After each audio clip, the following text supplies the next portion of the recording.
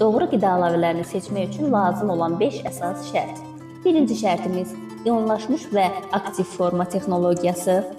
Məsələn, bu qanda daha yaxşı sovrulma və fayda deməkdir. İkinci, bitki ekstraktlarının sinergiyası, eyni zamanda bir çox funksiyalı dəstək verməsi.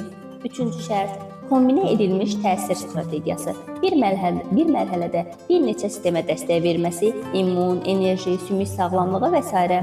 Dördüncü şərt, dünyada tanınan keyfiyyət standartları və sertifikatlar. Bu, təhlükəsizlik və etibarlılığı artırır. Beşinci şərt, holistik sağlamlıq yanaşması.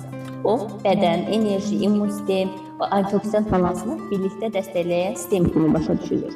Bunlara misal üçün demək olar. Məsələn, birinci, ionlaşmış və aktiv forma texnologiyası. İonlaşmış kalsium. İonlaşmış kalsiumun adi kalsiumdan fərqi ion formasında olması, daha asan sovrulması, sümük, əzələ, ürək, sinir sisteminə eyni zamanda dəstək verməsi.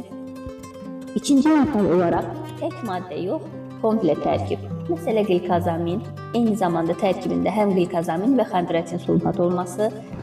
Üçüncü, bir məhsul bir neçə sistemə təsir göstərməsi. Məsəl üçün, kardiseps təkcə enerji üçün deyil, immunitet, tənəffüs sistemi, ağciyərlər, böyrəyə birlikdə eyni zamanda təsir göstərməsi.